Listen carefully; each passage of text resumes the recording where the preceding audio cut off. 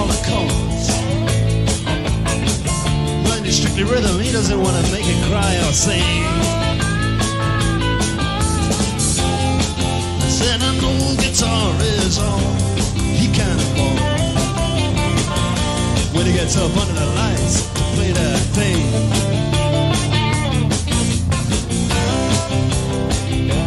Yeah, and Harry doesn't mind if he doesn't make the scene.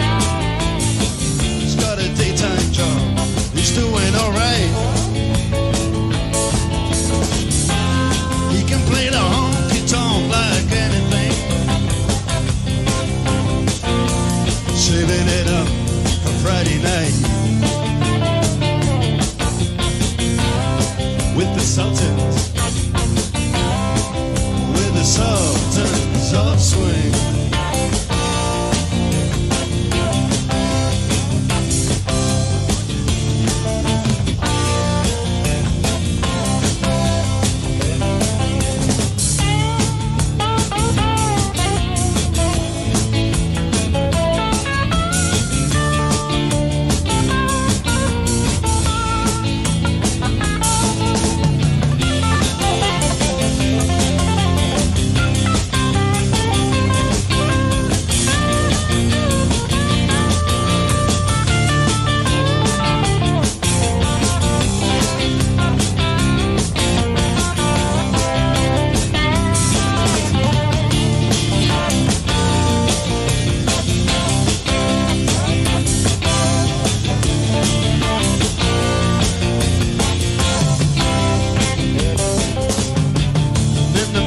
Steps right up to the microphone,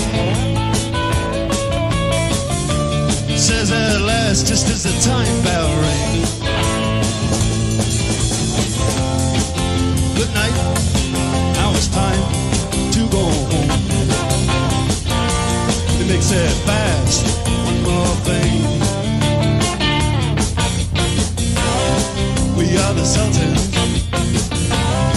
we are the Sultans of Swing.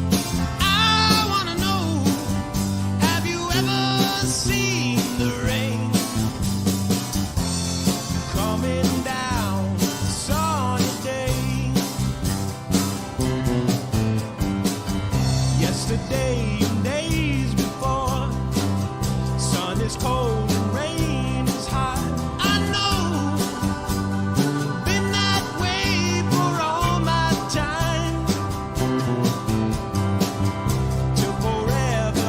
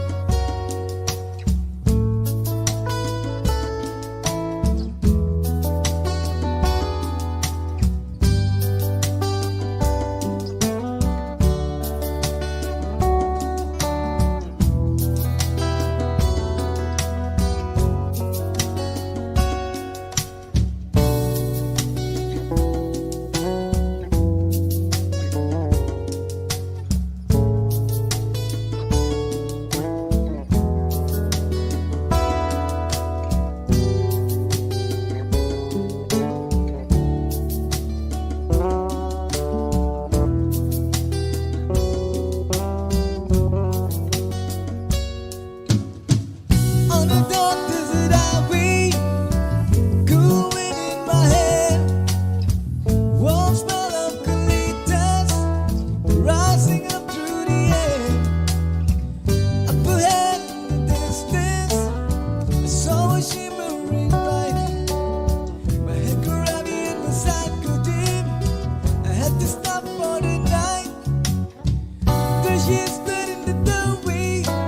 I heard a mission bell, and I was thinking to myself, this could be heaven or this could be hell.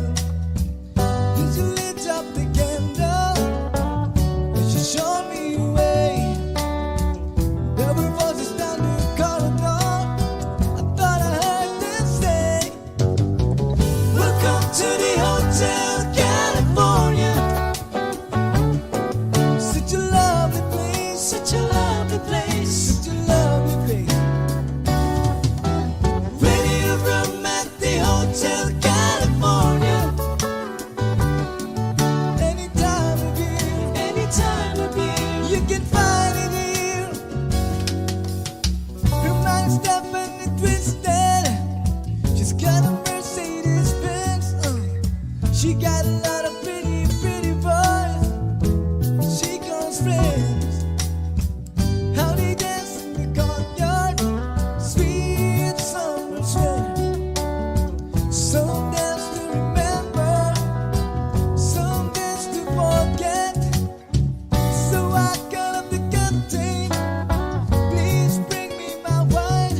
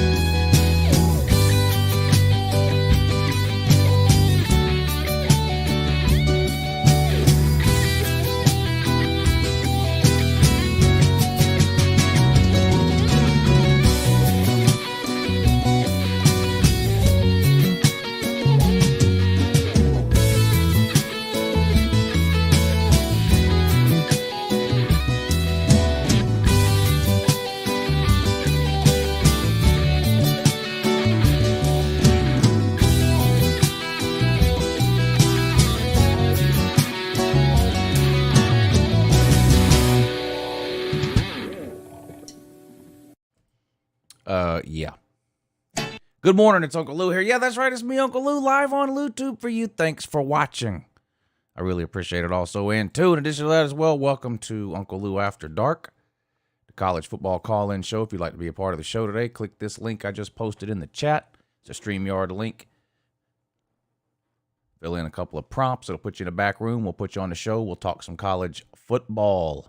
The link is also in the description of the video if you want to click it. If you want to find the link later and you can't find it in the chat, it's in the description of the video. Pretty dumb, Law Tide. I don't know what goes on with Bama fans. I don't know if there's like some secret meeting y'all have and they all tell y'all, like they tell all of y'all the same bullshit and then y'all just go out and repeat it without really knowing what you're talking about. There is no clause in Nick Saban's contract that guarantees him to be the highest paid coach in college football. Kirby Smart signs a new contract today, an extension. Of course, I make a video about it. Right on cue, I'm not lying, at least 10 or 15 Alabama fans in the comment section saying, well, it don't matter because Saban's got a guaranteed clause in his contract that he has to be the highest paid coach, so that means he's getting a raise tomorrow. There is no clause in Saban's contract that says he has to be the highest paid coach. It doesn't exist. Now, if just maybe one or two people said it, I'd let it go, but I kept seeing it over and over and over and over and over again, so I had to look it up. It doesn't exist. There is a clause in his contract that says it's guaranteed that Saban will make no less than the average of the top 5 highest paid coaches. But that's not going to be higher than Kirby Smart because he's the highest paid. So I don't understand why Alabama fans, it's just the weirdest thing. Alabama's probably the greatest program overall in the history of college football. They're the greatest program in college football over the last 15 years. They're in a dynasty and on a run right now that has never been seen before and will never be seen again. And none of that is enough. They have to lie and make up stupid shit about a Nick Saban contract. It's just absolutely embarrassing. It's embarrassing. You know, I know because Alabama's been good for so long that there's a lot of bandwagon fans, honestly like 90% of them, who are just bandwagon fans and don't know or understand basic shit about football in general or Alabama specifically, and they just regurgitate the same verbal diarrhea over and over and over again about how they have 18 national titles, which some of those are even real, by the way, some of them. And then they mention Nick Saban and Bear Bryant. That's literally all they know. But they must have been in this meeting y'all had that told y'all all the same lie about Nick Saban being guaranteed to be the highest paid. This just doesn't exist. It just doesn't exist. And I don't understand how there's this many Alabama fans that think that, unless, like I said, it's some secret Gump meeting that happens once a year and they feed y'all all the same line of horse shit. You shovel it down like it's mashed potatoes or ramen noodles without thinking or looking into it yourself. But it's just sad is what it is. It's sad. I feel sorry for the real, actual Alabama fans who have been Alabama fans for their entire lives or for the majority of their lives and who actually know the past and the history of Alabama football outside of Nick Saban and Bear Bryant, and who legitimately understand the game of football, because the 90% of mouth-breathing, Fruit Loop drooling retards that claim to be Alabama fans are just an absolute embarrassment to the other 10%. It's really sad. Good morning, you're on with Uncle Lou. What's going on? How you doing, brother? Doing good. What's up, buddy? You like that? That's some Alabama cock right there. I don't see anything. I don't think maybe you think I see what StreamYard or something, but I don't. All I do is hear you. So whatever I don't know what you're showing, but you like that shit, bitch?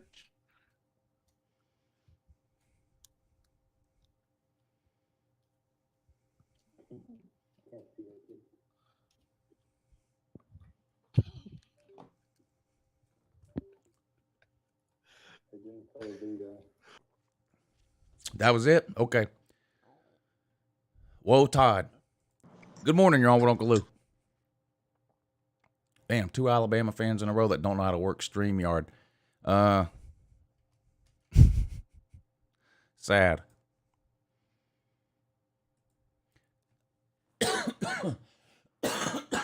Sorry about that.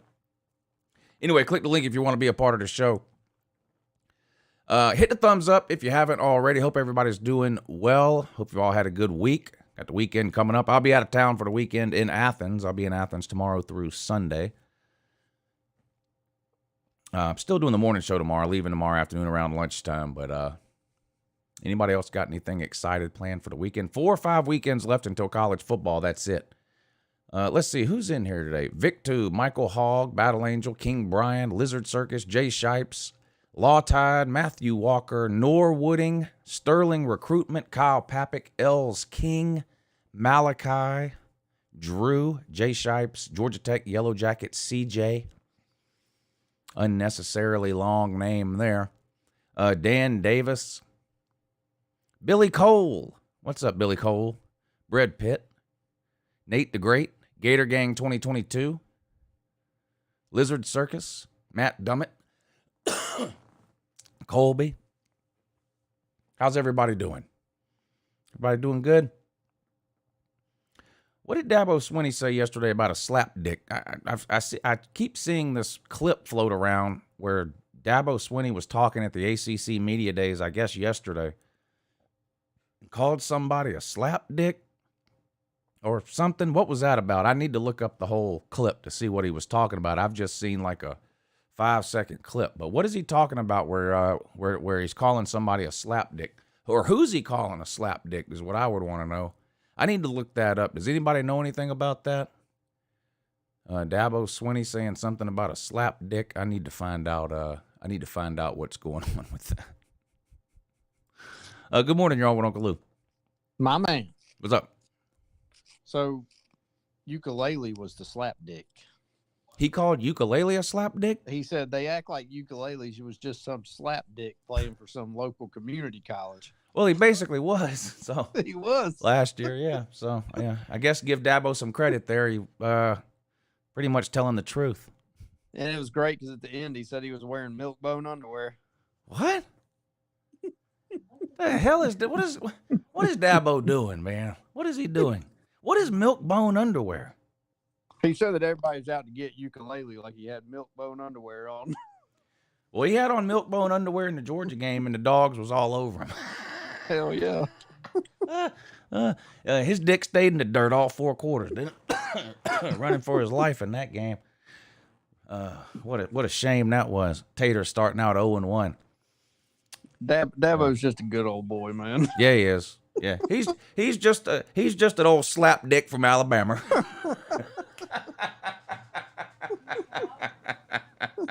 Only they'll be talking about that for years, man. Only Dabo could use the word slap dick and milk bone underwear in the same damn conversation. I can't believe that man called his starting quarterback a slap dick. That's something serious.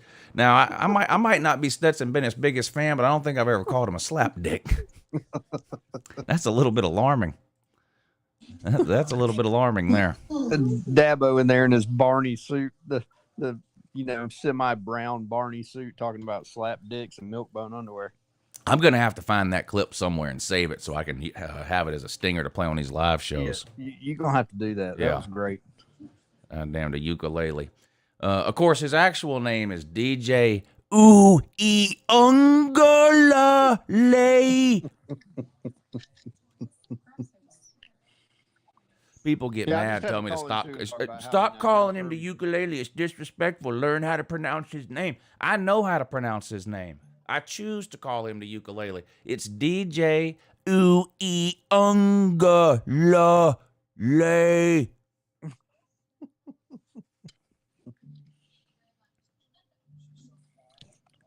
Well, I just wanted to call and say I'm so happy that, UGA's coach is now the highest paid coach in college football history. There's only one football coach on planet Earth that makes more money than Kirby, and that's Bill Belichick. Yeah, and hell, Kirby will make more than that with bonuses if he makes the playoffs again this year. You know what's sad? Who is Bill Belichick's number one protege? Nick Saban. Nick Saban. Yeah. And now Kirby's making more. Wow. Wow. Man. So Tough I'm figuring, times like, in T-Town. Tough times in T-Town. yeah, if he runs east again this year, which I think he'll do, he makes the playoff or he goes to SEC championship. That's an automatic bonus. If he wins the SEC championship, that's another mill.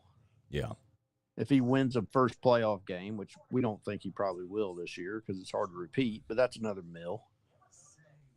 I mean, you win and you repeat again. That's probably another couple mil. I mean, you're talking about 14, 15 million in a year. Yeah.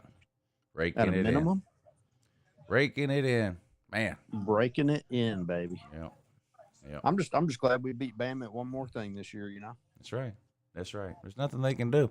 They're so mad they can't see straight. They're drooling onto their keyboard right now.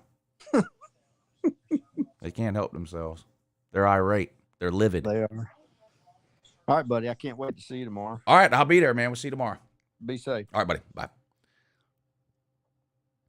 Good morning. You're on with Uncle Lou. Good morning, and Yeah, good morning though, and also in two. I just wanted to get your thoughts on who do you think won SEC Media Days? Who do I think won SEC Media Days? I don't think there's ever really any winners. And I really don't think there was any losers this year. Last year, Dan Mullen was the loser. There was nothing really exciting. There was nothing like really, really interesting or really, really embarrassing that happened at Media Days this year. It was kind of boring. Yeah, I mean, outside now that in the ACC Media Days, you got Dabo Swinney calling his starting quarterback a slap dick, but outside of that, there was really nothing in the SEC. yeah. I mean, I'm sure maybe Tennessee fans or South Carolina fans will try to claim some type of title for Media Days because they like to do that kind of thing. And then when games start and they start losing, it's a different story. But they like to find stuff like that to claim. So maybe one of them is claiming that. I don't know.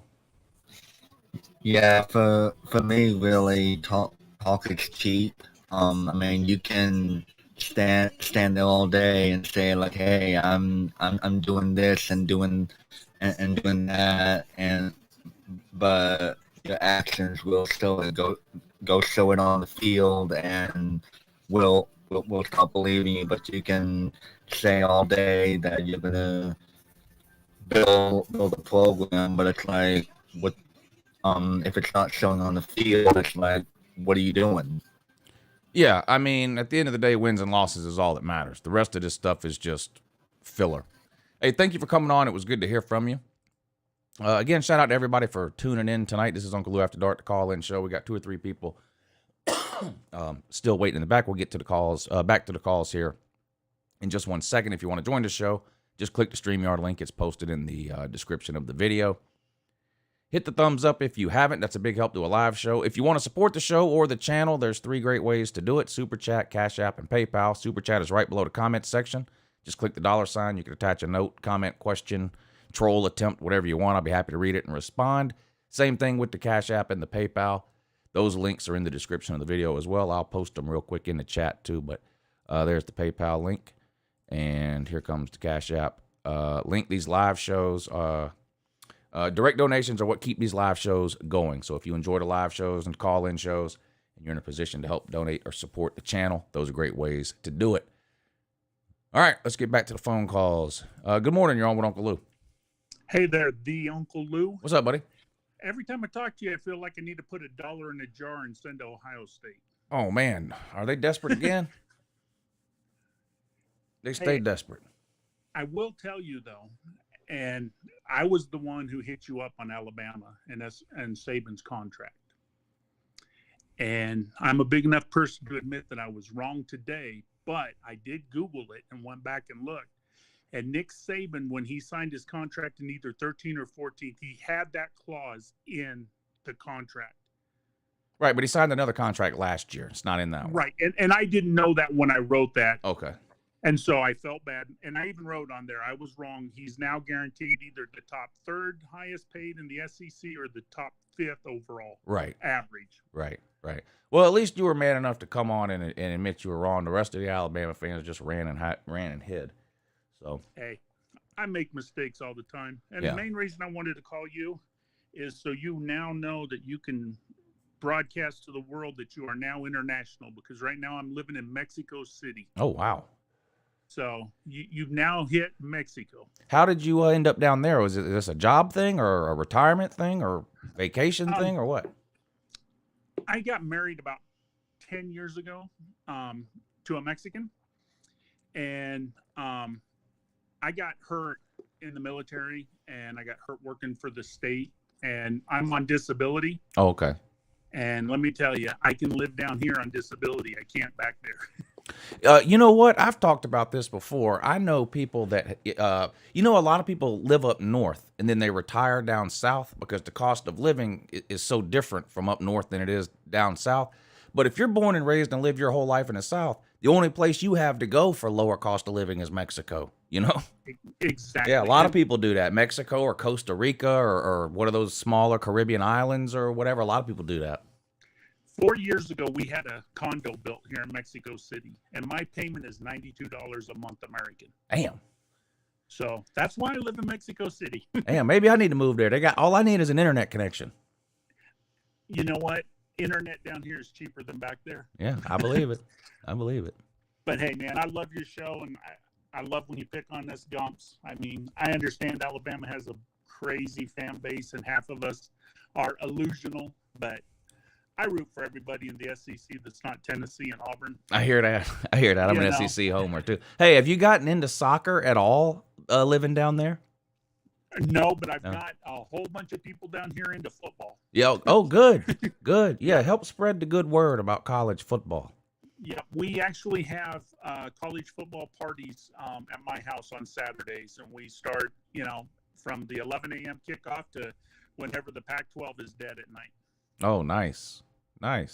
And I've actually got two people, I don't think they're on right now, but I got two people down here listening to your podcasts. Oh, or good. listening to your YouTubes and that. So Now, what's the TV watching situation down there when it comes to college football games? Are you able to see just about any game you want? here's the thing, Uncle Lou. For $25 a month, I got this from my dad and friends back home. I pay $25 a month for American cable. Okay. I get every sport known to man, even UFC fights and WWF wrestling or e-wrestling. I get all the channels in that for $25 a month on a Fire Stick. So I send it all back to my friends and family back there. Yeah. And they pay $25 a month for everything. Nice. Can't beat that. So, but hey, you have a great show. And do you have a Patreon page? Yeah, I do. The link is in the description if you want to check it out. Yeah, I do a lot of live streams over there during the season. We have a lot of fun. Okay, I'll sign up for that. My problem is I was going to donate to you, but I'm in pesos and it's a pain in the butt to hit your thing. But if you got a Patreon page, yeah, I'll definitely subscribe to you and I'll let my friends down here know. Yeah, I appreciate it. The link is in the description. So yeah, go check it out. All right, man. You have a great night. You too, buddy. Good to hear from you. Jeff Grimm checking in. See, nothing wrong with admitting you're wrong. Hell, I was even wrong once. Who remembers back in 2019 when I thought Georgia was going to beat a 3-win South Carolina team? Look, I was wrong. It happens. Good morning. You're on with Uncle Lou. Lou, how you doing? Doing good. How are you, sir? Doing pretty good. I want to do some bold predictions tonight. Okay. Yeah, that sounds good. Mainly for the SEC because I'm an SEC homer. All right. So you can tell me if I'm crazy, if you kind of agree with me, you can see it, things like that. So the first one I want to do is about the SEC West. I think it's obviously Alabama at the top. And then, in my opinion, there's clearly not a second team or third or fourth or anything like that, except maybe Auburn towards the bottom. Yeah. So in my opinion, I really think Mississippi State is going to finish either second or third in the West. Yeah, that is a bold prediction. There's a couple of reasons for this, and I'm not even associated with Mississippi State, so it's not like a homer pick or anything like that. I'm actually a South Carolina fan. So reason number one is that I believe they have, if not one of the most experienced teams in the country, it's definitely one of the most, if not the most experienced in the SEC. And if you look at Mike Leach and his track record year over year, it seems like every year he has a third-year quarterback. They do pretty damn well everywhere he's been. And not only that, but their defense, I know a lot of people just assume because it's Mike Leach, their defense is probably not that good. But Zach Arnett, I'm a South Carolina fan, and Zach Arnett was the guy that we really went after hard when Beamer got here. He's a great DC, in my opinion. And because we got Clayton White, and like I like Clayton White as well. I really wouldn't trade either for either, but they're both very good DCs, and I think their defense has a lot of experience returning as well as their offense. So I don't see any reason why in a West that's not really has a clear hierarchy that can't be second or third. Because I really don't have any faith in Jimbo, mainly because he's starting either Max Johnson, which I think Max Johnson is a good quarterback, but they don't really have any proven threats at wideout besides Anais Smith, who just got. Yeah, he's probably not going to play this year. Yeah, so that's my concern with Texas A&M. And then I think behind that, you got Ole Miss. I think they'll take a little bit of a step back considering that they're starting a new quarterback. They got so many guys leaving. They got a bunch of transfers, don't really know what they're going to do. And I really don't think Arkansas is going to be like far and away above everyone else.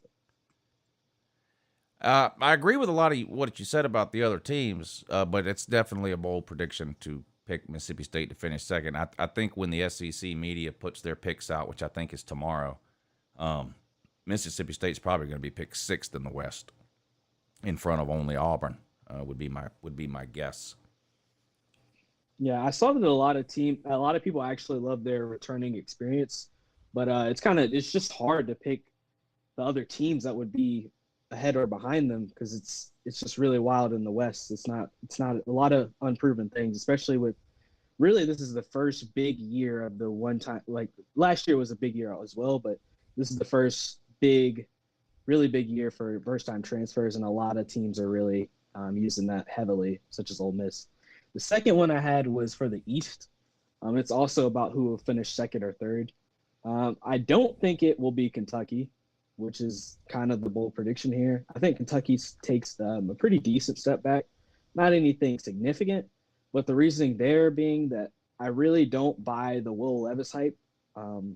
I think he's a good quarterback, don't get me wrong. I'm not saying he's garbage or anything like that. I think he's a good SEC quarterback. But the problem is he does have a tendency to make a lot of turnovers.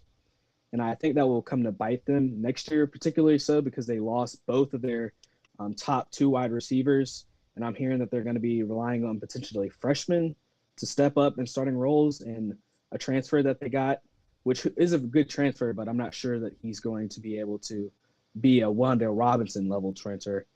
And then the other part of that is that their secondary is a little bit questionable, and so is their defensive line. Okay, well, what's the bold prediction? Because it's not really that bold to say Kentucky's not going to finish second. I mean, so what's the bold prediction?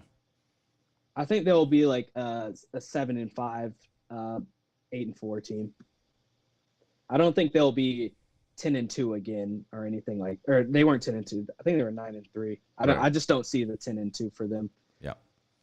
And I think the team for second, I think it's a battle between Florida, Tennessee, Kentucky's in there, and also South Carolina. But I actually think Florida is a big contender. I disagree on Florida. Yeah, Florida and South Carolina finishing second are two of the most bold predictions I've ever heard. So who do you have as your either Kentucky or Tennessee? I think it's obvious. I think Kentucky and Tennessee are clearly the second and third best teams in whatever order. A good bit ahead of Florida and South Carolina. And then you got Mizzou and then Vandy. So what makes you think that Tennessee and Kentucky are a good bit ahead of Florida and South Carolina? Well, because Florida was terrible last year. They lost their best receiver, Jacob Copeland, to the transfer portal. They got a quarterback who only has, 2 starts in his career. He's in 6 touchdowns, 7 interceptions, completed 40% of his passes. Their defense is horrendous. They've got a coaching staff with Billy Napier that's never coached a Power 5 game. There's just a lot of down arrows at Florida, and South Carolina's schedule is just unmanageable. It's just impossible for South Carolina to finish second in the East. They have to play at Arkansas in week 2. They host Georgia in week 3. They have to play Texas A&M, who they've never beat and is going to be a top 10 team. They're likely losing all of those games plus the Clemson game. That means they got to run the table against Tennessee, Kentucky, Vandy, Mizzou, and Florida. But not happening. I agree with the South Carolina thinking it's difficult, especially with that schedule. The thing with Florida is that kind of makes it weird for me is that I really think it's hard to project how that team was last year to this year just because of how they did not want to play or clearly did not want to – they didn't buy into Dan Mullen or what was the defensive coordinator's name? He lost that team a while ago. Like, that defense has not been good for a while. But they definitely have a lot of pieces.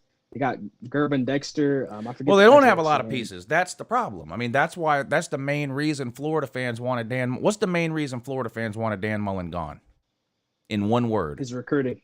Okay. Well, you can't tell me he sucks at recruiting for 3 years and then tell me they have great pieces. If they have great pieces, then he didn't suck at recruiting, so it can't be both. So, no, they don't have great pieces. They didn't. The thing is, the Florida fans had a higher expectation than what Dan Mullen was giving them. They still have better talent than Kentucky and Tennessee and South Carolina, which is why I think they can definitely be second in the East because they should be better talent-wise. If you look, I'm sure Florida's got a better chance of being 1-3 in the month of September than they do of coming in second in the East. They have to play Utah, Kentucky, and Tennessee 3 of the first 4 games. You said, can you say that again? Florida's got a better chance of being 1-3 in the month of September than they do of coming in second in the East. They play Utah, Kentucky, and Tennessee 3 of their first 4 games. They could easily be 1-3 in the season and be over before it's ever even October. I agree with that, but they could also be 2-1. I just don't. Well, they can't be if 2-1. you They can't be rosters- 2-1 because they play 4 games. I'm sorry, 3-1. If you take those rosters and with blind comparison, if you look at all of those rosters, A team, Florida's is the but a better team one. is not just the roster. A team, I agree if all with a that, team but was a roster, Alabama would have won every national title in the last 12 years. I agree with that, but that's why I don't think it's as easy as saying Florida, there's no way they can do it. Because they're playing with house money. Obviously, Billy Napier is a process-driven guy. I think he'll have this team playing like they actually want to play. And I think that you can't just discount that, especially when What player on Florida's team can you count on? Just name you can one. count on Gervin Dexter, Brenton Cox, Jason Marshall. That's 3 of the most important positions on defense. Linebacker's really not that important in the modern era of football. What? It's not as important as other positions. on Linebacker? defense. It's not. You just named a linebacker. Well, he's an edge rusher.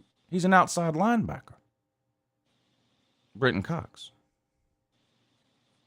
Potato. So you just think there's no such position as outside linebacker? There is, but he's more of an edge rusher. Does Florida run a 4-3 or a 3-4? I don't know what they're going to do this year. They're going to run a 3-4. He's an outside linebacker. But those are still pieces that are very good for any team in the East or any team in the SEC, really. Yeah, like I said, it's the boldest thing I've heard that Florida's finishing second in the East. That's the boldest thing I've heard.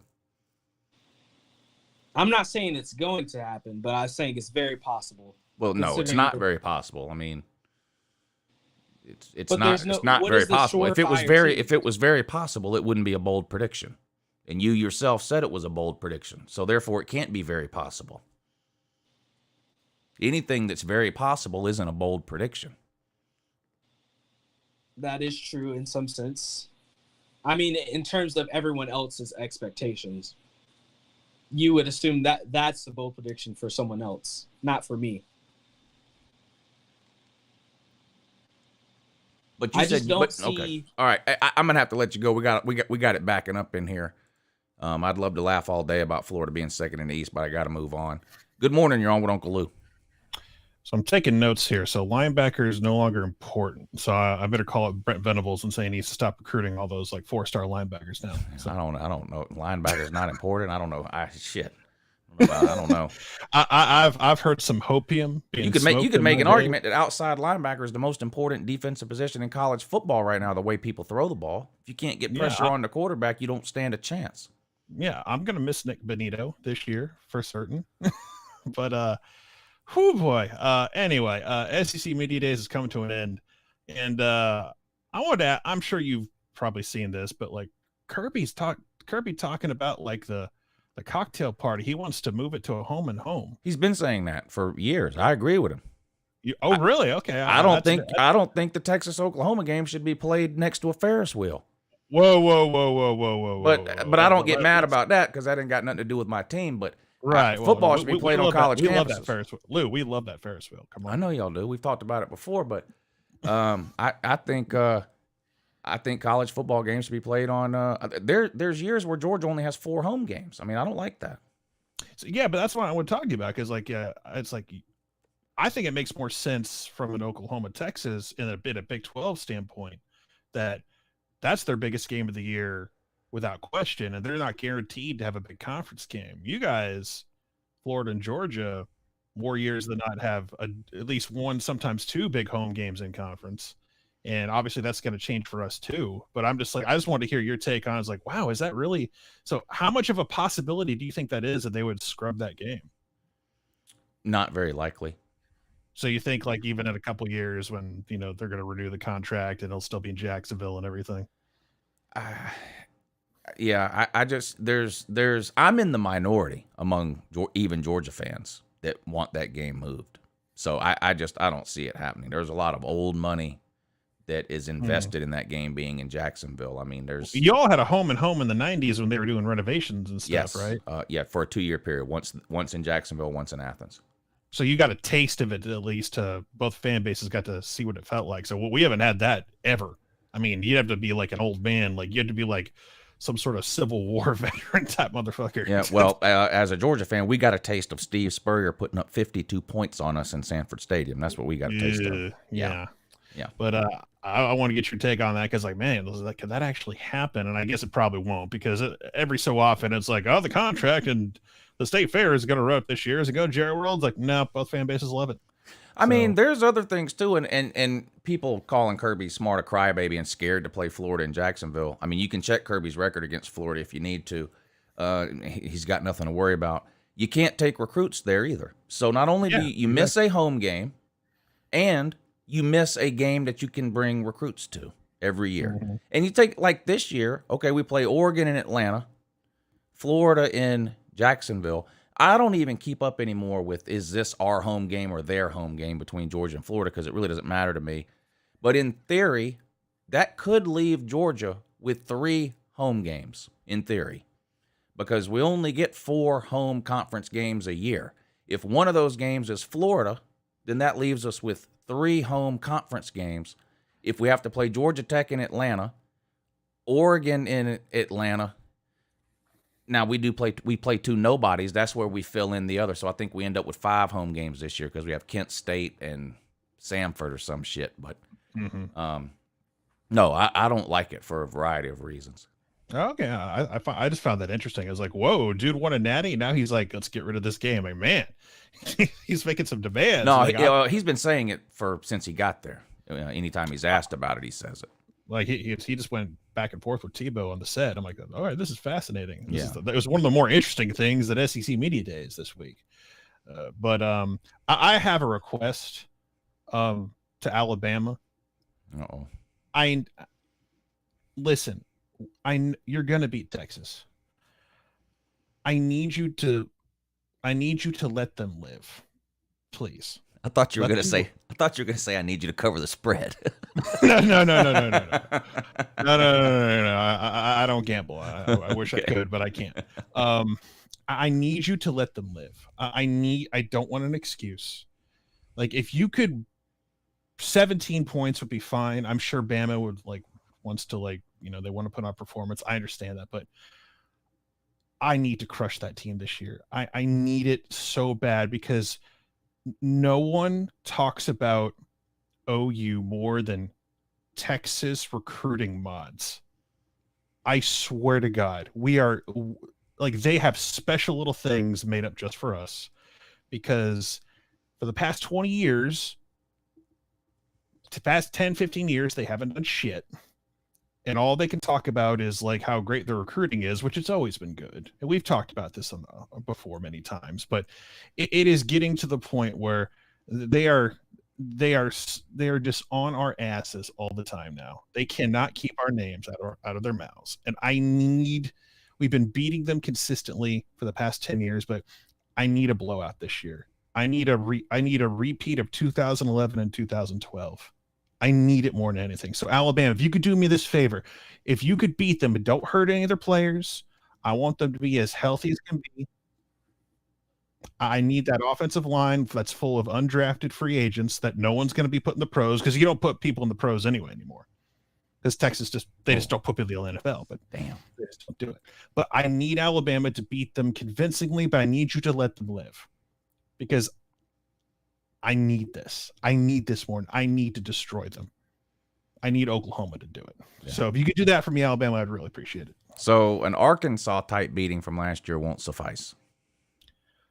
From who? Alabama or Oklahoma? Arkansas beat Texas last year.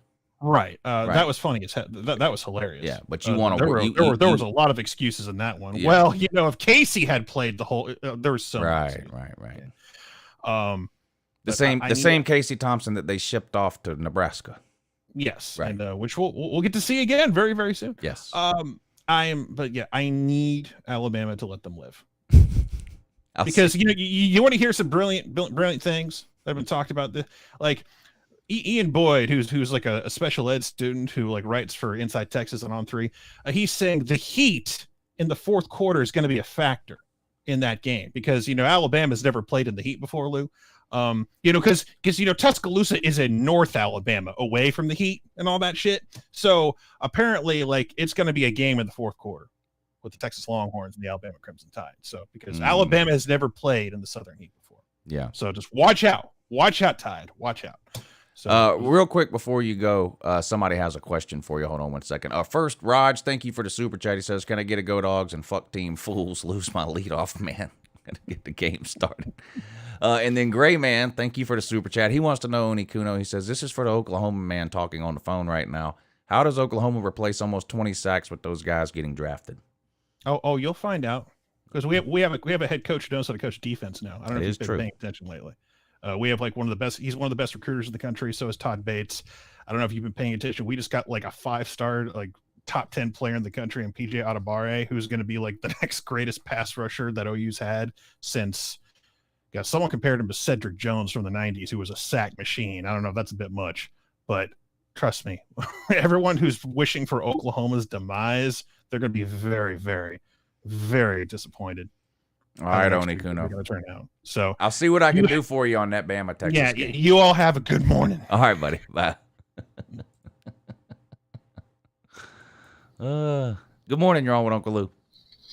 Well, Onikuno took what I was going to talk about, but one thing about that cocktail party that Kirby once moved, I kind of heard an argument on r/college football, the subreddit, that Kirby might want it moved because, like, on a weekend where you can't have recruits at the game, right? Florida could go home from that game after getting their ass beat, but still host some players that next day or even that evening, because it's at 3:30. Yeah.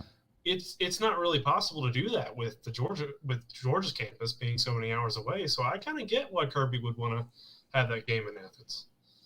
Yeah, it makes sense to me too. And people, like I said, I'm a Georgia fan, so people come at me with the Kirby's just crying or he's scared or whatever it is. I've been consistent the entire time I've been on YouTube, not just about the Georgia-Florida game, but about Texas-Oklahoma, about all these kickoff classic games that they have for no reason at all, in Charlotte and Atlanta and Dallas and Orlando and Tampa and all these places. I just don't like it. I think college football games should be played on college campuses. It's really got nothing to do with the fact that I'm a Georgia fan. If I was a Texas fan, I would want the Georgia-Alabama or the Georgia-Florida game played on campus. That's just how I feel. Absolutely. I mean, like, Tennessee's a little more up this year than they usually are, but if they weren't and they were like they have been the past 10 years, I mean, our home schedule this year kind of sucks. I mean, Yeah. having the Florida game in Athens every other year would at least guarantee that we'd have a great game to look forward to every, because it's already a great game anyway, but being in Athens or in the Swamp would be even better. Yeah, Auburn's down. That's sometimes a lot of years that's our best home game. Yeah. Is Auburn. Tennessee is up. I think that'll be the best home game this year, like you said, the Tennessee game. But then outside of that, what is it, Mizzou or Vandy or It's some trash team. I mean, we play at Mississippi State, at South Carolina, at Kentucky, Yep. Florida in Jacksonville, Oregon in Atlanta, Kent State at home, Samford at home, Tennessee at home, Auburn at home. I mean, it's just. I'd attend that game and I'd watch the whole time, but I just, imagine your first game in Athens and it's Kent frickin' State. I mean, I'm sure they'll have a great time anyway, but Yeah, and with Georgia's first game being a neutral site game, they're not gonna do any type of like this would be a great year for Georgia to have their first game of the year at home, and the PA announcer could they could raise the championship flag again or something like that. It would be a great atmosphere. Now they're gonna have to do that in week 2 against Kent State. you're national champions. We're going to beat this team by 70 points. Right. Yeah. The Georgia Bulldogs. Yeah. Did you see Stetson said during his little interview at SEC Media Days, they were like, your brother's on the team now. Are you excited to throw and catch with him? And he's like, well, I hope this is a game we can do it in. And I was like, oh, hell. I saw that too. Aneurysm. Yeah. Look, I'm not the biggest Stetson Bennett fan, but that would be cool because they're whatever he said, I think 5 or 6 years apart. So yeah. Even though they've both played football their whole life, they've never been on the same team. Stetson left high school, and then his younger brother was a 9th grader the following year. So they've never been on the same team before. It would be kind of cool to see Stetson throw his little brother a pass. The problem is the little brother's not going to get in till the 4th quarter in games like Kent State, and chances are Stetson Bennett will be out of the game by that point. Well, he better be. Yeah. If we don't see our backup this year, I don't know what we're going to do. Right. Yeah. Got to prepare somebody this year. Yeah. All right, Lou, I'm going to get out of here, but I do have one more question for you. I'm making an impression video for that first week of August. Yes. And I'm not giving you any context for this question. Okay. But it's crunchy peanut butter you hate, right? Yes. Yes. Okay. I'm caught up on my YouTube lore. I just had to make sure. Okay. I'm not giving you any more information. Have a good one. All right. Thank you. Yeah, for those of y'all who are not sure what he's talking about with the impression thing, on the morning show, which I do on my second channel. If you don't know about my second channel, I have a second channel. It's not really a football channel. We do talk football on there sometimes, but I do a morning show on my second channel 4 mornings a week. Monday, Tuesday, Thursday, and Friday from 8 a.m. to about 10 a.m. And like I said, sometimes we talk sports and football, but I created that channel and that second live show so I would have a place to talk about things non-sports related. Anyway, we're doing an impersonation and an impressions contest in August on the morning show. And a lot of people are going to be sending in videos where they're impersonating or doing impressions of a lot of the college football YouTubers that we all watch. So that'll be fun. The name of that second channel is Uncle Lou on LouTube, LOUTUBE, if you want to check that out. All right. Moving right along. Good morning, you're on with Uncle Lou. Hello, Uncle Lou. Good morning. Yeah, so if you want a hot take, I got one. What's that? Kentucky makes the college football playoff. I never says it's a hot take, so I take that back about the guy saying Florida would finish second in the East being the boldest thing I've ever heard. This is now the boldest thing I've ever heard. Kentucky making the playoff. But realistically, I think they could go 10-2 and 11-1 because if you look at their schedule, it's very interesting. So the one of the toughest games: Georgia, at Tennessee, at Ole Miss. Yeah, those are the toughest games, right? They could, if they go 1-2 during that, they'll probably go 10-2. Yeah, I think they'll be significant favorites in their other games. Florida is not going to be good. Youngstown State, Miami, Ohio. Northern Illinois is a good team, but they're a Shouldn't be MAC beating team. Kentucky though. Yeah. Mississippi's probably that's a hard game because that Oxford, Kentucky, South Carolina, Mississippi State. Yeah, the Florida game will be interesting because that's early in the year. It's week 2.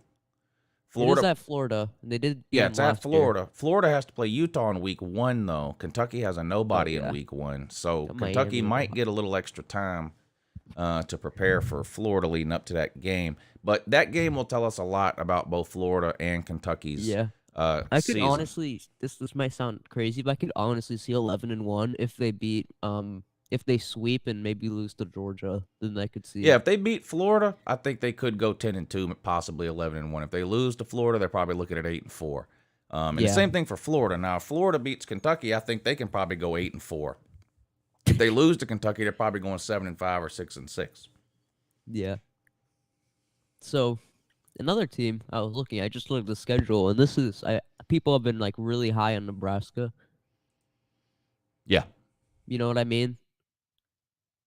And if I look at the schedule, I see like I could definitely see like 10-2, 9-3.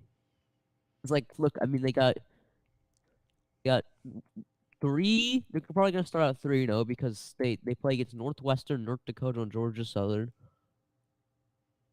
Oklahoma, it's a toss up because it's at Lincoln, and Lincoln is, it's like I think they've been sold out for. You know what I'm talking about? Like they have Nebraska, they've sold out for like 30 years or something. Yeah. So rocking home. Indiana, that's an easy win. At Rutgers, that's a win. Purdue is a toss up because Aiden O'Connell is fantastic.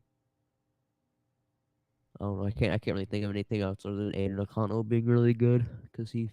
Yeah, they play Wisconsin and Iowa too. Those are Wisconsin. I think I could definitely see beating Wisconsin because, I mean, who does Wisconsin have? They're gonna have a good defense, but their offense is just Braylon Allen and. Their offense is horrible as long as they got Graham. As long as they got Graham Mertz at quarterback, it's going to be the same Wisconsin offense we've seen for 15 years. An NFL running back and nothing else. And we all got good offensive line, but that's about it. Yeah. And we all got duped into thinking he was going to be good. Yeah. Okay. Another question I got for you. This is probably, I really like the college just looking at uniform rankings. I don't know why. It's interesting to see. So what do you think? What would your top 5 uniforms be? I wouldn't be able to come up with a top 5 uniforms off the top of my head. And besides that, you got too many teams now that've got 10 and 15 different uniforms. True. The home. I mean, who's up there? Like, well, I like a lot of the traditional uniforms. Alabama, Penn State. I like Oklahoma's traditional uniform. Nebraska. I like Georgia's traditional uniform, which they wear most of the time. Texas. Texas. It's up there. And then there's some other like weird uniforms. I think Ohio State's black uniforms are one of the best in football. The Arkansas State's black uniforms. No, Tennessee's are horrible. It looks like Halloween candy. It's weird looking. The black and orange doesn't look good to me. But I think Oklahoma State does a better black and orange combo than Tennessee does. Oklahoma State's they have good uniforms. Yeah. Their helmets also are really nice. Yeah. Yeah. So Big 12. I think Kansas State might be a sleeper this year. Deuce Vaughn is great. Yeah, Deuce Vaughn is good, but I just don't know what else. They got Adrian Martinez. Well, yeah, but that's subtraction by addition. Exactly. He's horrible. But, I mean, yeah. He's horrible. Mm-hmm. Guy hadn't won 10 games in 3 years. Oh, that's bad. It's horrible. Yeah, almost cost a man his job. A man by the name of Scott Frost. Hey, thank you for coming on. It was good to hear from you today. Good morning. You're on with Uncle Lou. Good morning, Lou. Yeah, good morning. Hey, I don't know if you're a big movie fan or not. I got a quick question for you today, though. Okay. I was at the local Goodwill, got a big old stack of nice sports movies to watch, and I wanted to know if you had like a top 3 sports movies. My favorite football movie of all time is The Program. And that's an old one. The Program from the early to mid 90s. My favorite baseball movie is probably Major League, the first one. Oh, right on. Would be my third favorite sports movie of all. I'd have to really think about what came after that, but The Program would be number 1. Major League would be number 2. Remember the Titans, Varsity Blues. I don't like a lot of the NFL movies. I didn't really like The Replacements. Even Any Given Sunday, it was a good movie. I probably wouldn't even put it in my top 5. I don't know if it's because, well, I don't think it's just because I'm not really that into the NFL, because Major League is my second favorite sports movie, and I'm not into baseball either. But for whatever reason, I haven't liked many of the NFL movies that much. I've been more to college or the high school. Like Remember the Titans, Varsity Blues were high school movies. The Program is amazing. If there's anybody watching that hasn't seen The Program, you got to go see that. I don't care how you find it. Do what you have to do. Pay $2 to watch it on YouTube or Amazon Prime or something. I think it's the best football movie ever made. Well, I'm glad I called and asked because I haven't seen The Program. Oh, so you got to see it. You got to see it. My man Lattimore, what's the running back's name? It's a great movie. It's a great movie. A lot of it was filmed at Williams-Brice Stadium in Columbia, South Carolina. It's basically the team is like a fictional Florida State type team. Same colors, that kind of thing. But anyways, yeah, it's a great movie. The Program. Y'all got to check that out. Great movie. Right, and I'll get my hands on it. Yeah. Hey, and being an Oregon fan, we're kind of coming to the day and age where Oregon and Oregon State might not be in the same conference anymore. Same with Washington and Washington State coming up soon.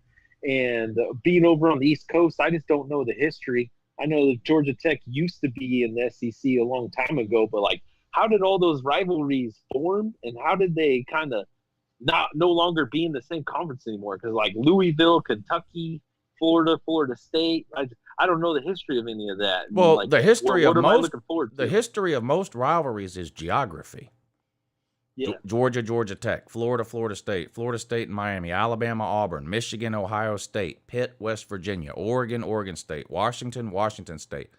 Now, there are some where geography doesn't have anything to do with it. They've just been playing forever, like Notre Dame and Southern Cal. So there's a lot of different ways a rivalry can form, but it's usually, most rivalries are geography based. Some are just because you've been playing forever, like Southern Cal, Notre Dame is the one that comes to mind. Yeah, no, it seems odd to me that, there's so many ACC and SEC rivalries. Like, we don't have that over here in the Pac like you guys do over there. Again, it's geography, right? So you've got two major conferences in the same state. Georgia versus Georgia Tech. Clemson versus South Carolina. Florida versus Florida State. Louisville versus Kentucky. Those are all major schools in the same state. They just happen to be in different conferences. Whereas in the Pac-12, there's no other major conference in any of those states. In Oregon, in Washington, in California, and in Arizona, every major football program is in the Pac-12. So you've got Arizona State. It's a rivalry game, but it's also a conference game. Same with Southern Cal and UCLA. Cal and Stanford. Washington State. Oregon State. I feel you. And then just one thing on the neutral site games. I was kind of stoked to get the Las Vegas kickoff going, just because there's no big kickoffs over on the west side of this country. Yeah, that's true, and I'm kind of surprised that one hasn't started maybe at the Rose Bowl or somewhere in California or something. Yeah, but they it seems like they're all in Atlanta, Florida, and Texas. And then you got one in North Carolina too, the Duke's Kickoff Classic or whatever.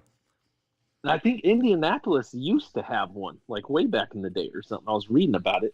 But I would like to see the Vegas one kick off because, you're more likely to take a flight to Vegas instead of taking a flight to Portland and then a 2-hour delay down to Eugene or something. Like, it's so hard to find people to come. I would love to find an excuse to fly to Vegas. Well, someone Yeah. needs to become a better promoter of that because they Yeah. don't have anything lined up for like 2 more years. Well, It's we're- USC, LSU, I think. Let's put you. We're gonna put you on it. You're in charge of that. Get us a kickoff classic game every year in Vegas. You know what? Here's what you do, and do it in week 0. Give us a That's good a great game. idea. Give us a good Who game does in week Oklahoma 0. State play this year? Is it Arizona State? Because that could have been a good one for them to throw down. Yeah. There. I'd take almost any Power 5 matchup in week 0, throw it out in Las Vegas. Well, let's try to think about 2 teams that are sort of in that general direction. What about like a BYU and Southern Cal? I'd watch that. Well, BYU has Notre Dame there this year in like the That's middle right. of the year. Yeah, that's right. That's right. Yeah, give me Yeah, something so like they that in could- week 0. Them and Utah are going to be running that shit here soon because Notre Utah Dame- beat Oregon twice last year. Notre Dame versus BYU, the Mormons versus the Catholics. Is there any way they both can lose? That'd be great. All right, man. Thanks, Lou. I'll let you get some. All right, buddy. Appreciate you coming on. Good morning. You're on with Uncle Lou. You got yourself on mute. There you go. Oh, sorry, my bad. Sorry. Hey, how are you doing, Lou? Doing good, you? Good, good. Hey, I haven't actually seen the program, so I'm gonna have to watch that. Yeah, I'm serious, man. It is so good. Now it's old, so I don't know how old you are, but when when you watch it, like I doubt it's even in HD, but it's such a good movie. I think it's by far the best college football movie ever made. It's really, really good. Oh yeah. Well, I think the last sports movie I watched was that the Kurt Warner movie. Did you like that one? No. Did you even watch it? No, didn't watch it. I know what you're talking about. I can't remember the name of it, but yeah. He did have a good story, though. I mean, the guy was bagging groceries in June and winning the Super Bowl in February. Yeah, it's just that's crazy. Yeah. But so I'm gonna have a couple hot takes. All right. You cut out. We can't hear you. You there? Yeah, can you hear me? Yeah, we hear you now. You cut out, though, but we hear you now. My bad. I know people, a lot of people don't really care for the neutral site games except for exceptions. But I don't like them at all. As an Auburn fan, I went to the national championship in 2010 when we played Oregon, and it wasn't nearly as exciting as the 2013 Iron Bowl. Oh, I just think. Oh, yeah. I think. Yeah. I think just the college town, the environment, everything is just way more exciting. Just think about, I know everybody won't agree with this, but just think about how awesome it would be for the highest seeded team to have the home stadium for the national championship. Well, I'm okay with keeping the national championship on a neutral site, but if they expand the playoffs, they need to put the first round of the playoffs on campus stadiums to the higher seed. Yeah. Yeah. I think that's a really good idea. I think that would be really good. It would bring a whole lot more excitement to those games. I mean, they can't expand the playoffs to, if they expand the playoffs to 12 teams, you're talking about 3, potentially 4 playoff games a team would have to play. Only less than 1% of any given fan base could afford to travel out of town 4 times in a 6-week period during the month of Christmas. So you know what you're going to get? Atmospheres like the Super Bowl. And yeah, the Super Bowl is a great game. The atmosphere is doo-doo. Because diehard fans can't afford a ticket. It's a bunch of executives from different companies and shit like that. So if they expand the playoffs, they definitely need to include some home playoff games, even if it's just in the early rounds. Yeah, exactly. And also, I've got another hot take. So as an Auburn fan, I know that the perception is not good, but look,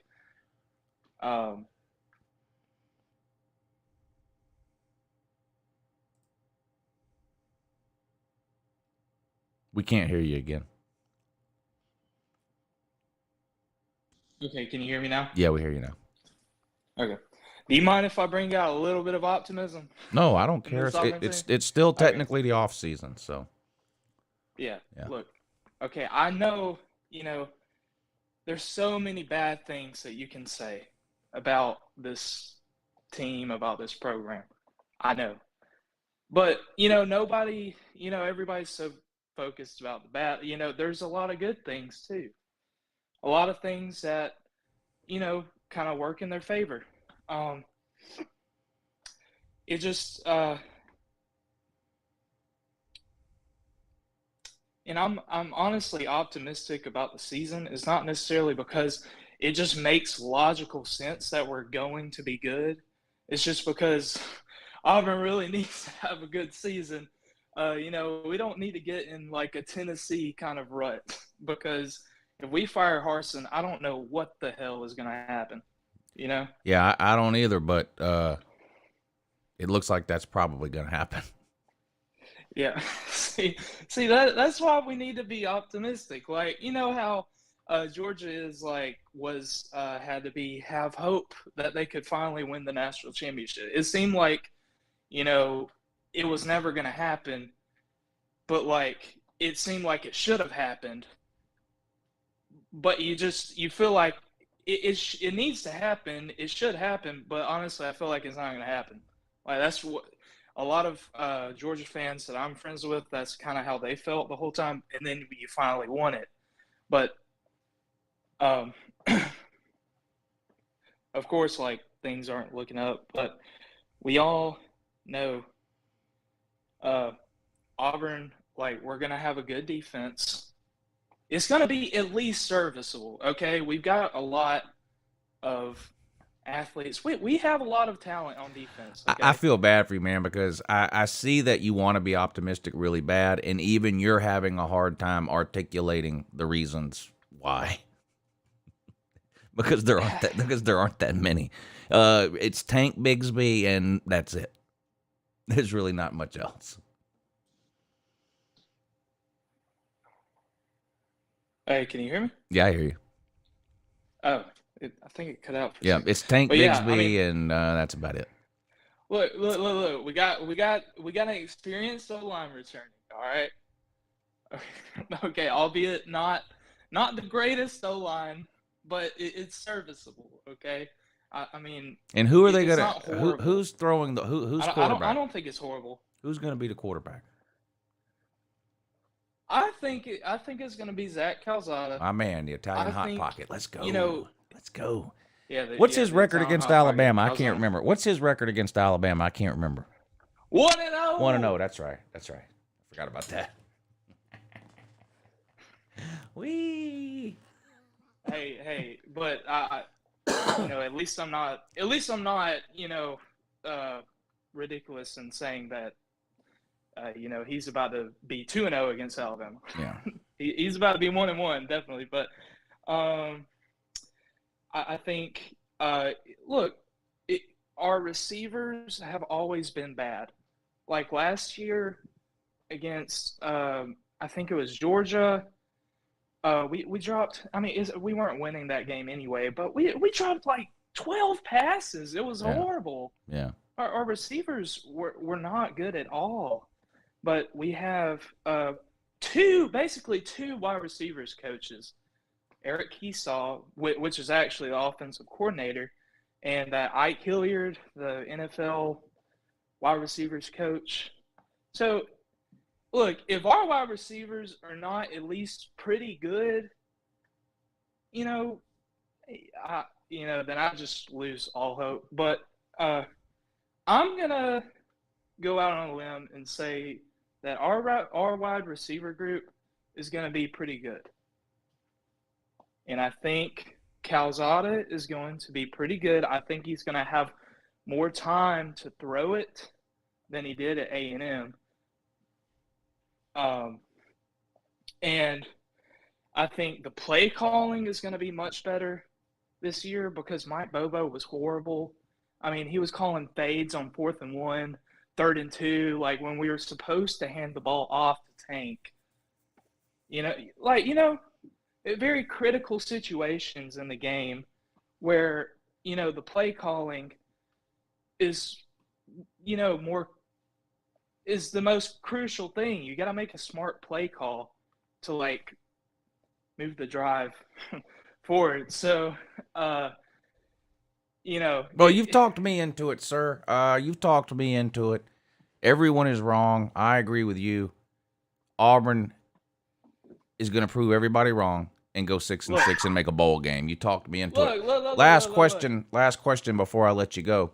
Who has more national titles as a starting quarterback, Stetson Bennett or Bryce Young and Tua combined?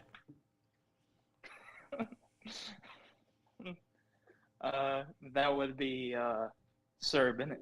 Thank you for the call. It was good to hear from you.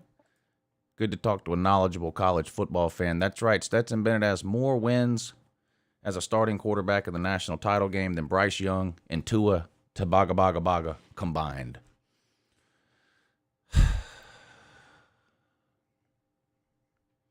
Poverty on a 1920s scale going on at Tuscaloosa. You hate to see it. Good morning. You're on with Uncle Lou. Good morning, Luke. How you doing? Doing good. How are you, sir? Doing good. Listen, before you hang up on me, I'm a Georgia fan, Okay. so I'm gonna troll. All right. The Kentucky and the Florida people are talking about Vandy's gonna finish second instead of Florida, and instead of Kentucky. Vandy would finish second before those two schools. Yeah. Who finished second last year? That I can't remember, to be honest. Kentucky. Oh, okay. Okay. Well, I still think that Vandy would finish before Florida would finish second. Okay. Well, you may be right because Florida's got no chance. Yeah.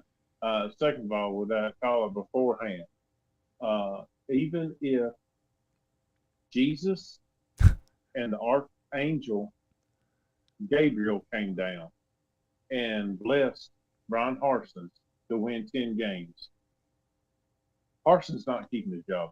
No. He's gone. Exactly. He's already gone. Yeah. Exactly. Dead man walking. Exactly. So now to actually get to the real stuff, did you watch the Florida, the Georgia, and the Tennessee, all the different programs on the SEC Media Days? I watched all of the Georgia stuff and some of the other teams. Okay. What was your take on how Kirby came talking about we will not be the hunted, we will be the hunter? I think it's a good talking point. I think every coaching staff that wins a national title tells their team that the next year. I don't think that's anything new or groundbreaking, really.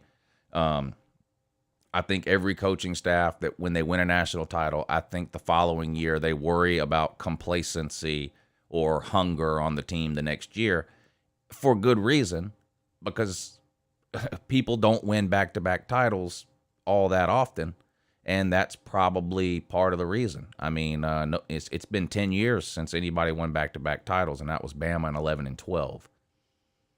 Yeah, I mean, I liked it just for the sheer fact that we have the talent to back it up, because everybody is saying that our defense isn't going to be worth a damn like it was That's last silly. year. Yeah, that's silly. They're going to be. I mean, so what? They're going to give up 13 points a game this year instead of 10 points a game. I mean, it's still going to be a top 5 defense. The defense is going to be good enough to win a national title. The only question mark I have on the defense is that inside linebacker, just because it's completely inexperienced. We lost our top 3 inside linebackers to the NFL draft. That's the only question I have about the defense. And on offense, I think we lack a legitimate wide receiver 1, and obviously we have a pretty average quarterback. You don't think Blaylock's going to be wide receiver 1? I've been waiting for 4 years. The guy can't get on the field, so it's hard to have a lot of optimism in that. I hope for his sake that he does, because I think coming out of high school he had the talent, but He had the injury issues, and then for whatever reason last year the coaches wouldn't let him play. Instead, we had to see Ladd McConkey and A.D. Mitchell and the guy with 6 names, Marcus Rosemy St. Jackson Vincent III or whatever his name is. So I don't know. I think him and Kearis Jackson could potentially have huge years, but we rotate. We're going to play 10 different wide receivers, so it's hard for any one of them to really have a great year. And I think the fact that we play 10 wide receivers tells you we don't really have a true number 1 wide receiver. Now, George Pickens was, but he was injured. Prior to that, you got to go all the way back to A.J. Green to find one. Yeah, I agree. And the last 2 are just to make you laugh and to basically make you think. If you watch the LSU one with Brian Kelly, what did you think about the question whenever they said, in your best Southern accent, what is your favorite food? I didn't hear that. What'd he say? He didn't give a response in his Southern accent like the family. But Okay,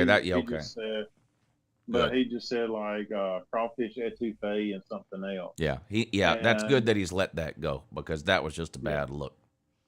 Yeah, and the second one was I think it was Lane Kiffin, if I remember right. I watched all of them. I think it was Lane Kiffin.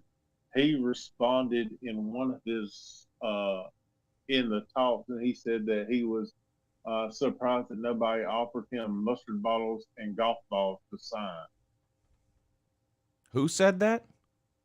I think it was Lane Kiffin. Well, no, Lane Kiffin said he'd signed a bunch of mustard bottles. Yeah, I thought it was Lane Kiffin. I thought it was Lane Kiffin who said, "I'm surprised nobody offered me any golf balls and mustard balls to sign to give out."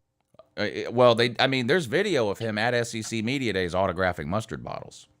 Yeah, and didn't he throw the golf ball out when they were a baseball school? Yeah. He threw the first pitch. He came out to throw the first pitch, and he threw a golf ball instead of a baseball. Yeah, I thought I remember that correctly. Yeah, he owns Tennessee's mind, that's for sure. He lives rent-free in the Tennessee fans' heads. Yeah, I just want to get your opinions on all that tonight.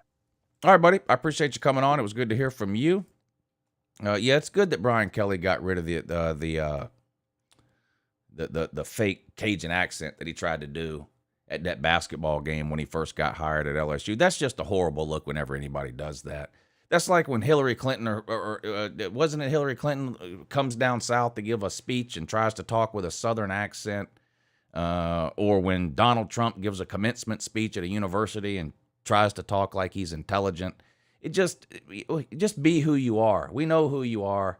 Just be who you are. It was just a bad look for when anybody does that. It looked silly as hell for Brian Kelly to try to do that.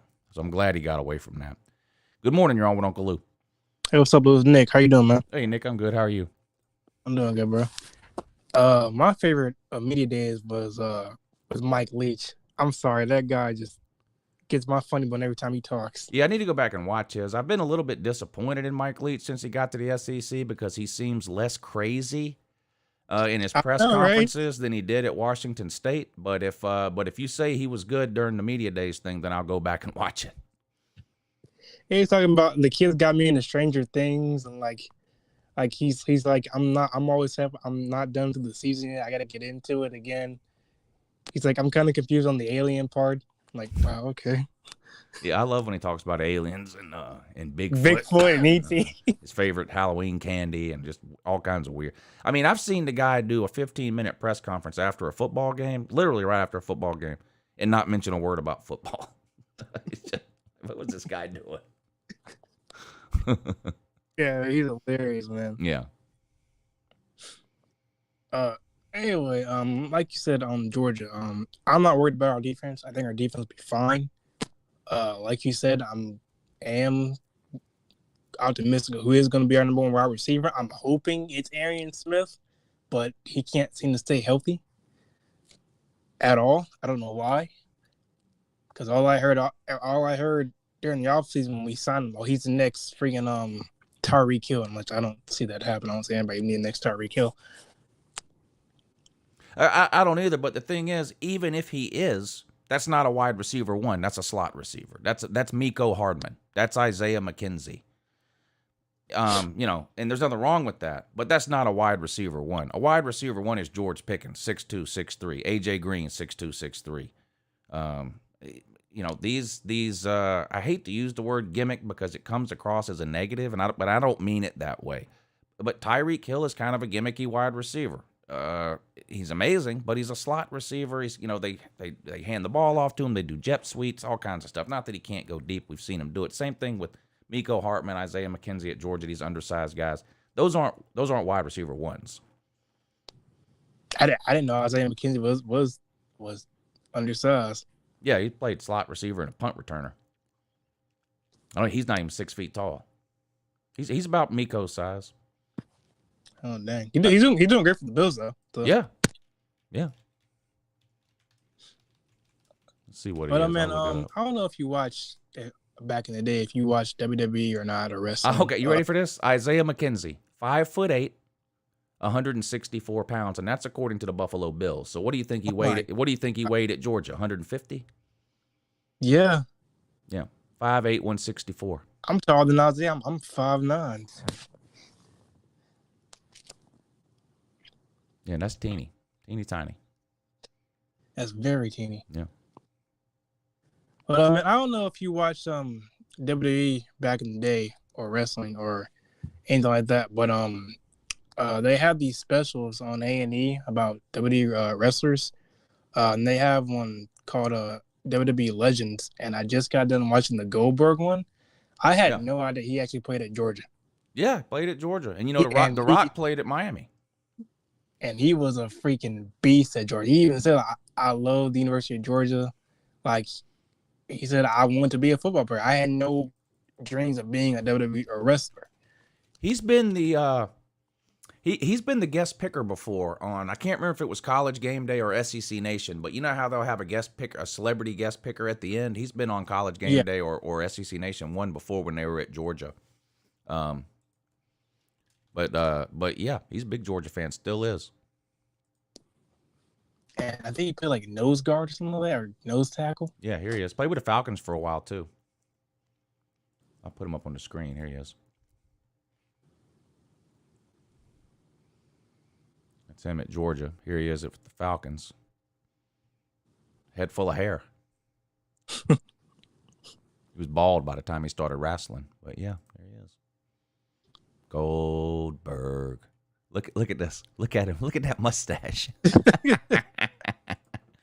Goldberg. Oh, that's hilarious. Oh, and another thing, man, there was also this I don't know if he was being serious or he was joking, but Vanderbilt's coach, ACC Media Day, said Vanderbilt is gonna be a great football program in the near future. I saw that, and the sad part is, I think he was being serious. I really think he was. I'm like, man, look, I get it. I'm all about selling your program, and hyping yourselves up, but man, but don't say that shit. Yeah, there's other ways to hype yourself up than to making just a ridiculous statement. I mean, there's just no way imaginable that anybody could foresee Vanderbilt becoming the #1 football program in the SEC. Not that it, could it ever happen? Yeah, maybe. I mean, you can't predict anything 25 years in the future or whatever. But to say that anytime while he's the coach, so even if he ends up being their best coach ever and stays there 10, 15 years, there's never going to be a point in that 15 or 20 years where Vanderbilt is the best college football program in the SEC. That just sounded laughable when he said it. It was very laughable to me. I don't see them unless he can do what James Franklin did, which what he did was freaking insane to actually win 10 games at Vanderbilt. Then yeah, maybe you can brag, but don't do that, man. That sounds so fucking stupid. Yeah. Yeah, no, you're right. All right, Nick, thanks for coming on, buddy. We will talk to you next time. What am I looking at here? Oh, yeah. Sean D., Thank you for hitting the PayPal link to help support the show and the channel tonight. I really appreciate that. Direct donations are what keep these live shows on the air, so I really appreciate that. He says, good morning, great shoe as always. 2 questions. Number 1, who you got starting in Aggieland, Haynes King or Max Johnson? I would go with Haynes King there. Jimbo clearly likes him, picked him last year. Of course, he got hurt in week 2 and was out the rest of the season. Zach Calzada took over for the rest of the season, including the win against Alabama. And it was pretty obvious, in the offseason that Jimbo told Haynes, you're the guy, and told Calzada, you're going to be second string again. And so Calzada transferred. So it's hard for me to imagine anyone beating him out, at least at the start of the season. But I don't think it's a guarantee at this point that it'll be Haynes King. But that would be my pick today. And he says, number 2, assuming both teams go either 8-4 or 9-3, who is on the hot seat quicker? Jim Harbaugh, vacation Jim Harbaugh, or water under the bridge Jimbo Fisher. Well, I don't think 9-3 would put either one of them on the hot seat. 9-3 would be an improvement for Jimbo Fisher from last year.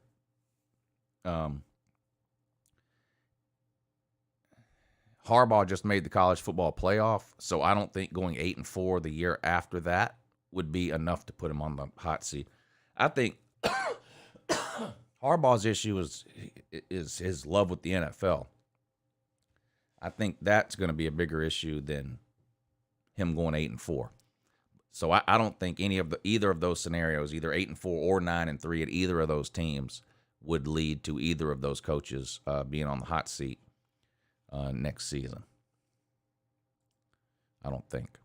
But thank you for hitting the PayPal to help support the show. I really appreciate that. You're good people.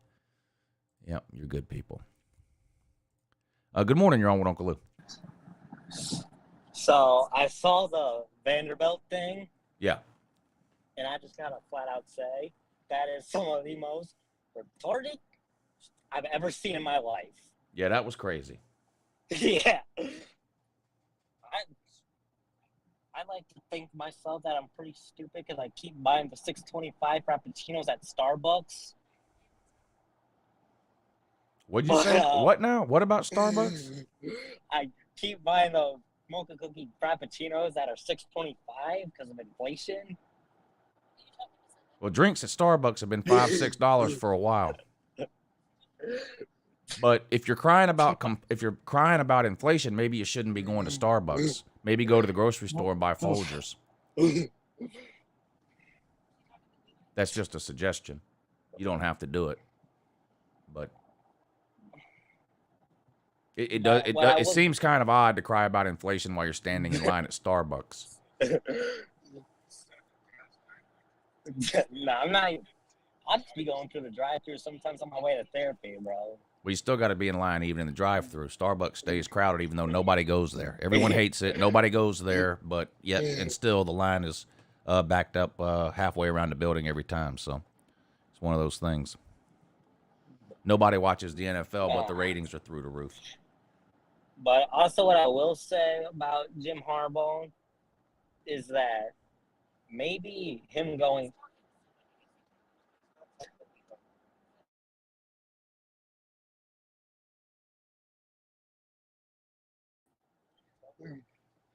sorry, my family's all confused.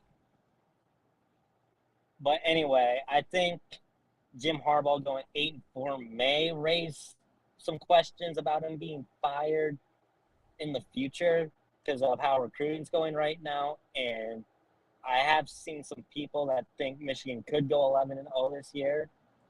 I don't think they will, but I do think Michigan's talented enough to do it. Well, 11-0, but then they got to play Ohio State, so that would be 11-1. Yeah, so I meant 11-0 going into the game. Yeah, right. No, they could. I don't think they will, but they could. Yeah, they. Shut up. Yeah, I do think they. I do think they could if J.J. McCarthy starts. Yeah, we'll see. That's going to be interesting because, you know, you got the quarterback there that led him to the playoffs, but half the fan base wants another quarterback, which is not the only time we've seen that happen. I mean, Kelly Bryant took Clemson to the playoffs and then got benched for Trevor Lawrence. What's his name? Jalen Hurts, you know, with Alabama and then got benched for Tua. So it wouldn't be the first time we've seen something like that happen. Speaking of Trevor Lawrence and Kelly Bryant, do you think we could see a similar situation similar to what we saw with Kelly Bryant and Trevor Lawrence in 18 with Cade and JJ McCarthy? It's possible, especially if the guy struggles early in the year, it's possible. Which I happen to think he will, because sometimes when he throws a pass, I sometimes question if he can throw a ball. Yeah, I mean, That's Michigan not within a 5-yard radius over the middle. Michigan's playing 3 all-girl softball teams their first 3 games of the year. So if Michigan struggles in any of those games, that's a bad sign. That's a very bad sign. But hey, thank you for the call. It was good to hear from you. Thank you for coming on today.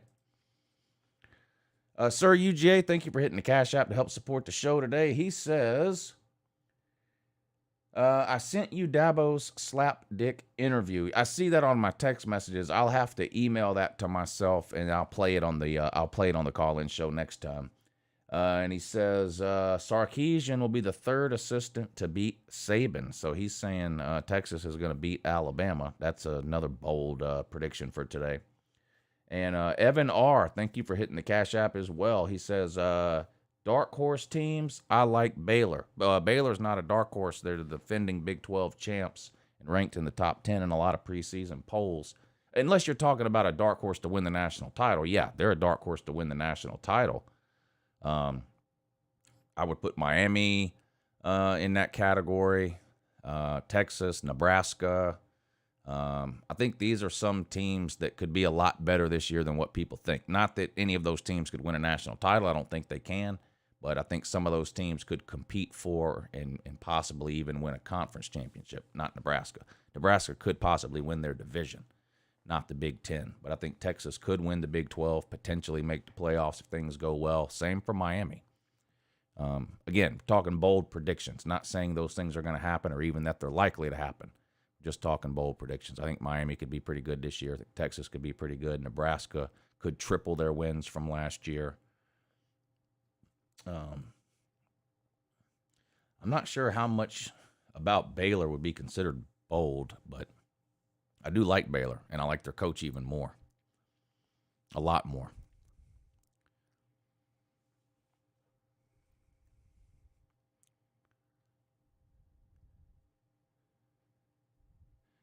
Wake Forest is overrated. Vandy could catch them. Wake Forest could be the most overrated team in the history of history. They're still going to beat Vandy by 40.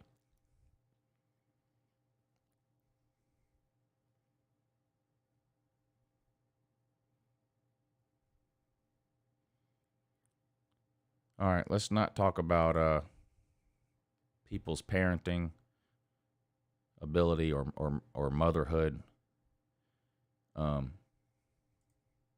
or people's kids in the comments section.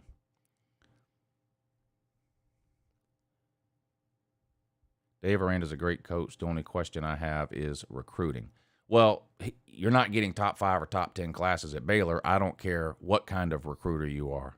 And I don't want to hear anything about Nick Saban. Go back and look at his recruiting classes at Michigan State. So I don't want to hear that either.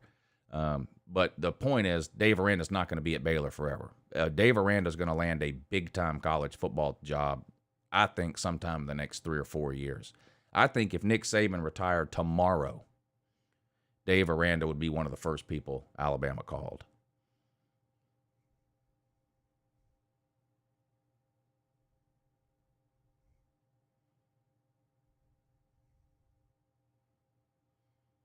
Apparently, a lot of people in this chat are obsessed with Vandy.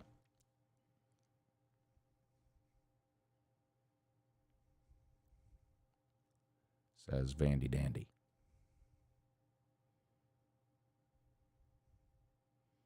Dave Aranda to Auburn. It's possible. I think Dave Aranda, yeah, I mean, look, if Auburn fires Harsin this year, it's criminal negligence if they don't call Dave Aranda. Now, would Dave Aranda take the Auburn job? I'm not so sure. Maybe in Dave Aranda's mind, he can wait a year or another or two and get a better job than Auburn. I don't know that. I don't know what goes on inside Dave Aranda's mind, but I think almost any job that opened up in college football right now, it would be criminal not to contact Dave Aranda about that job opening. I think he's on the way to being a really, really good coach.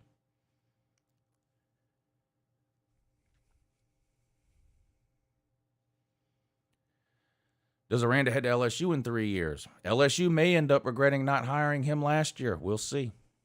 We'll see.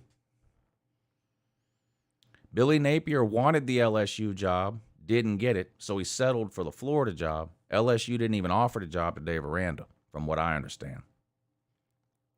And Dave Aranda, I'm not sure if I don't know if Dave Aranda would have wanted the job or not, but I don't know. LSU may end up regretting that.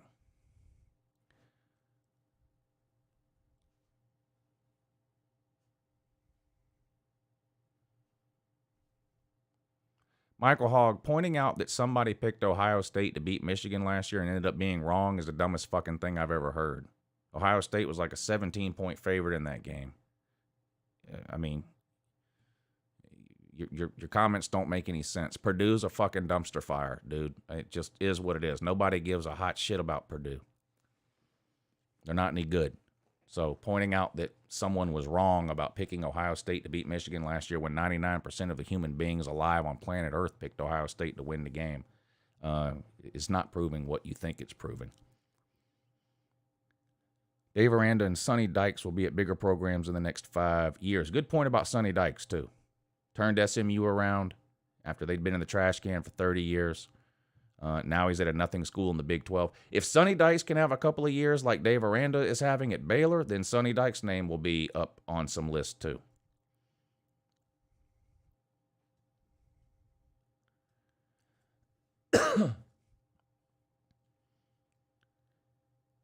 P. Digit says, being obsessed with Vandy is like people that say Fifth Avenue is their favorite candy bar.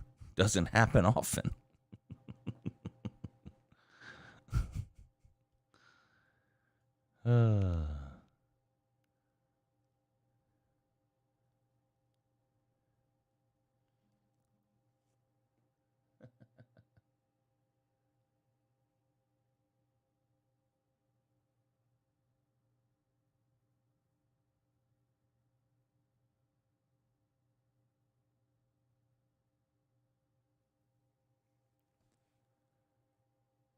90% of the country picked OSU to beat Michigan. Yeah, at least. At least. I'm sure at the Uncle Lou would hold our money. What are you trying to do? Make a bet? Lizard Circus says, my niece got into TCU, so I guess I'm going to root for them too. So she's a horned frog, huh? Good for her getting into college, though.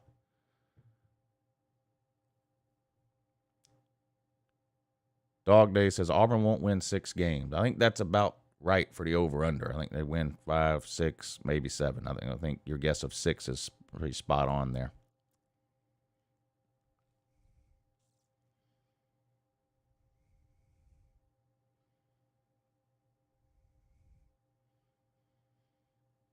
Michael Hogg, don't come in here bragging about your game picks when you and I both know what happened to you last year during the football season. You had to disappear for 3 months during the football season last year because you lost so much money gambling. So don't try to come in here in the offseason and tell everybody how great you are at picking games. You lost. I mean, you lost everything you owned gambling on college football last year. Don't be in here bragging about how you picked a game right.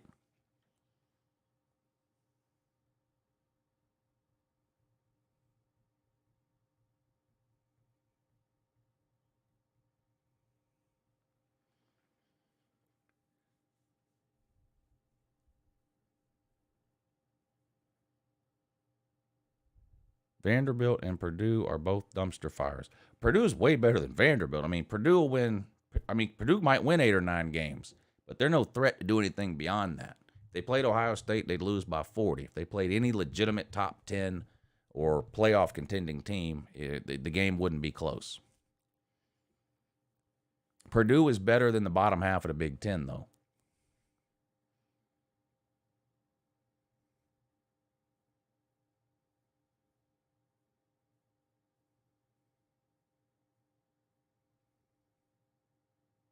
Jonah, thank you for hitting the super chat. He says, typical Bama fan. Wow. Tide, Nick Saban, Bear Bryant, 18 titles. Woo. That's all they do. Whoa, Tide, Nick Saban, Bear Bryant, 18 titles. I wonder where Vandy, Boston College fans go during the season, says Jonah. Vandy Dandy sticks around year-round. He's the only Vanderbilt fan that I know of that's around here. I don't know of any Boston College fans that are around here, just a couple of trolls from a couple of weeks ago.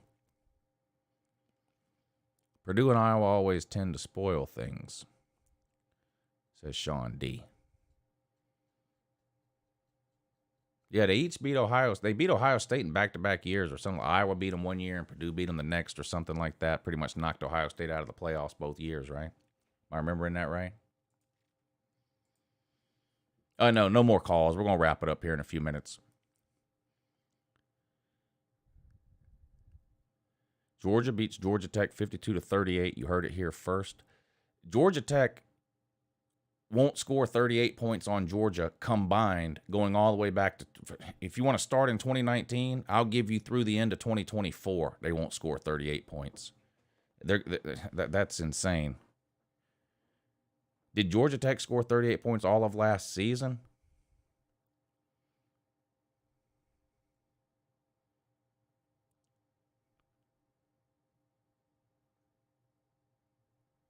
All right, Law Tide, thanks for tuning in, buddy. See you this weekend, sir.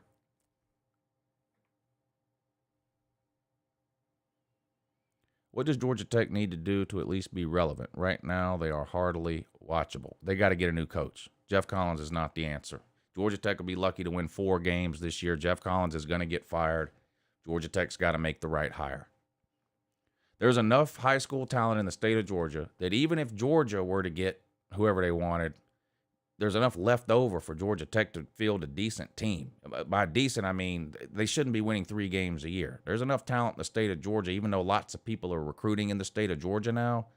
There's enough high school talent coming out of the state of Georgia to support Georgia Tech to at least 7, 8, 9 wins in the ACC, I think. It's coaching. They got to get the right players, and they got to get the right coach. But they're miles away right now. Miles away.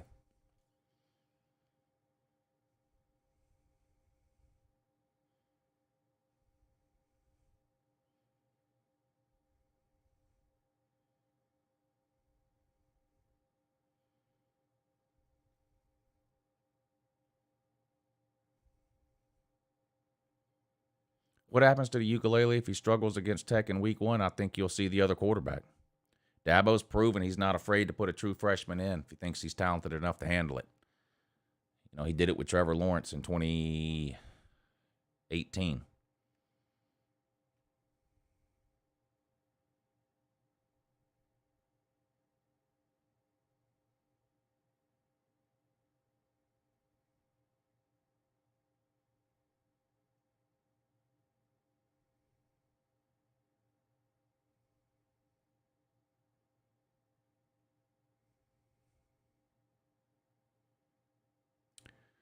Do you get frustrated when teams play prevent and give the other team a game-winning field goal at the end of the game? Yeah, I think that's ridiculous. I think you play a certain defense for the entire game. You do great. You change it up on the last possession, the team goes right down the field and kicks a field goal and scores. It's very frustrating. You see it, and you see it happen a lot, too. If the mailman goes down, who's the next man up? Stetson Bennett, you talking about if he gets hurt? My guess would be Carson Beck.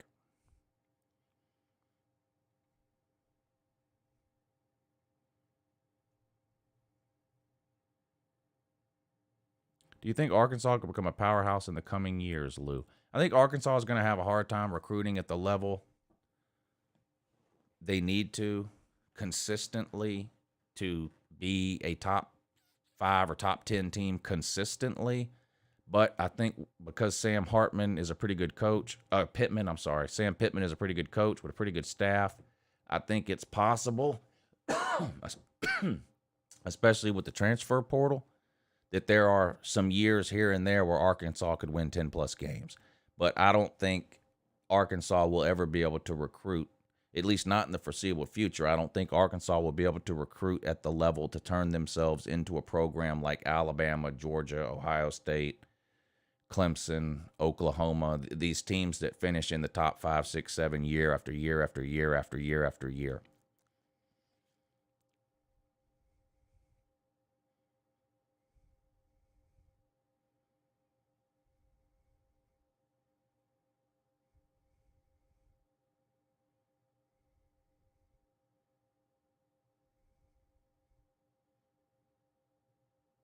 Is Clemson back this year? Back to what? Making the playoffs? It's possible. I don't think Clemson's got an easy schedule. I don't think Clemson's going 12-0. I'll tell you that now. Now, their defense is going to keep them in every game, I think. But they got to play Notre Dame. They got to play NC State. They got to play Wake Forest. They got to play Miami. That's all in the regular season. Now, Clemson is probably better than all four of those teams, but not a lot better than some of them. I wouldn't be surprised if Clemson dropped a game in the regular season. I think Clemson is and should be the favorite to win the ACC, but I don't think it's a guarantee that they win the ACC. I don't even think it's a guarantee they get to the ACC title game. I think they will, but this isn't like 2018, 2019 when it was just a foregone conclusion in August that Clemson was going 12-0 and making the ACC title game. I don't think that's the case right now at Clemson. I think the regular season is going to be a lot more interesting for Clemson fans this year than it was in 2017, 2018, 2019, when they were beating everybody they played by 30 and 40 and just cruising to the playoffs. Not that that means Clemson won't make the playoffs, but I think some of the other teams in the ACC are starting to catch up with Clemson a little bit.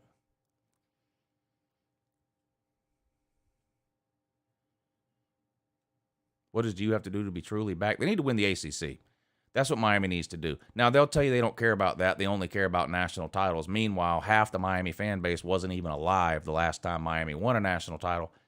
They need to win the ACC. They've been in there 18 years, and they've been a joke the majority of that time. I mean, let's be real. Miami has been no different, really, than Duke or Boston College or Syracuse or whoever you want to name in the ACC over the last 18 years. They really haven't. They've had a couple of pretty good years where they won 9 or 10 games, but they've never had a year where anybody really feared them. They've never had a year where they were a true threat to win the ACC.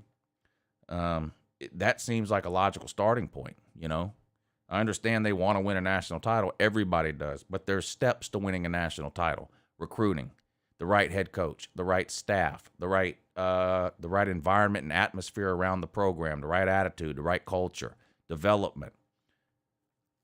Winning games you're supposed to win, right? Don't lose at home.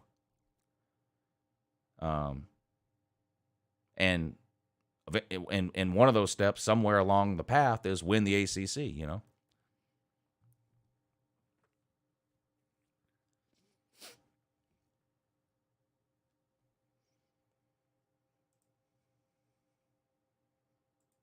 Oh, for Billy Paul, what's up, buddy? Speaking of the Tater Mans. Hey, yeah, but you brought it up, so I had to jump in. So I don't think I said anything wrong, though. No, I don't disagree with it. I mean, actually, you probably are more generous than I am in a lot of ways, because I think there's some proving they're going to have to do this year. If the Taters going to have to prove that they have a quarterback. That's step number one. Number two, they got to prove they got an offensive line. And if they can get either one of those things figured out, they've got a good chance of getting to the playoffs, but they're going to lose one game. I don't know which one it's going to be. It may be Miami. It may be NC State. It ain't going to be Notre Dame. Yeah. I'm just going to go ahead and point that out. So game will – And I think that's the point I think that I'm making generally is not that somehow Clemson is a terrible team or necessarily that they're not even as good as they have been over the last 3 to 4 years. But I do think like NC State is better today than they were 3 years Yes. ago. No question about it. Miami is better today than they were 3 years ago. No question about it. Wake Forest, Pitt, whatever down the line. I don't think it's clear and obvious that Clemson is better than they were 3 years ago. In fact, it's probably the opposite. So it's not that Clemson has fallen off a cliff. It's that Clemson's not quite what they were a couple of years ago, which was the first or second best program in college football, and it wasn't even close. Right. And some of the other teams have gotten a little bit better, but I still think Clemson should be the favorite to win the ACC. Well, they should be. And Wake, I'll just discount the Wake thing right away. They're an offensive team, Yeah. and we're a defensive team. It ain't gonna happen. Okay, so they're done. But NC State, serious. They're serious, and so is Miami. Miami's coming, whether people like to believe it or not. Florida State, we're going to Tallahassee, and they got their sea legs under them now.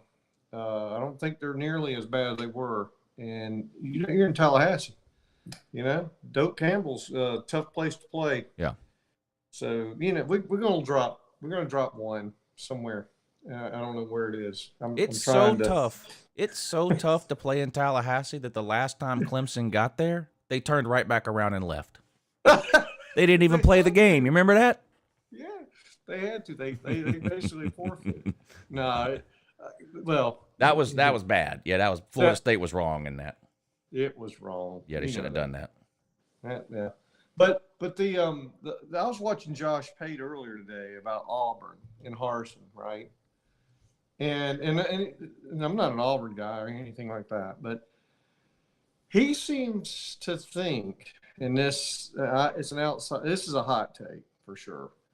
But if he takes them, better than you think they're going to be this year, like 9 wins or something, he thinks that he's on a revenge tour.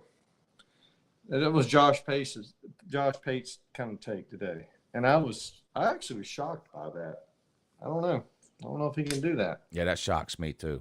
Yes, I just don't see it. I think Josh likes Auburn. For whatever reason, I think he's probably an Auburn fan. He's from Columbus. He's from Columbus, Georgia, which is Auburn territory. Yes, yeah, exactly. So I think he's trying to help his buddy out down there. But no, I pray for Auburn to get their damn ship right. I've been praying for Miami and Florida State and Virginia Tech and all these teams get their ship right, because it makes everybody else better. But whatever. The other thing I did hear Dabo today double down on DJ, the ukulele. I heard it too. I meant to mention that too because somebody asked about what if DJ struggles, what do you think they'll do? And if DJ struggles, then Dabo's gonna have some splaining to do because he has been the loudest cheerleader for DJ. I don't know that I've ever seen a coach just go out of their way. But yeah, he's very high on DJ. It's going to be egg on his face if he comes out and flops. Yeah. Like somebody said, I think you were saying, what if it's 13-9 in the third quarter? What is he going to do? In Georgia Tech, the first game. What if we're 13-9 against Georgia Tech?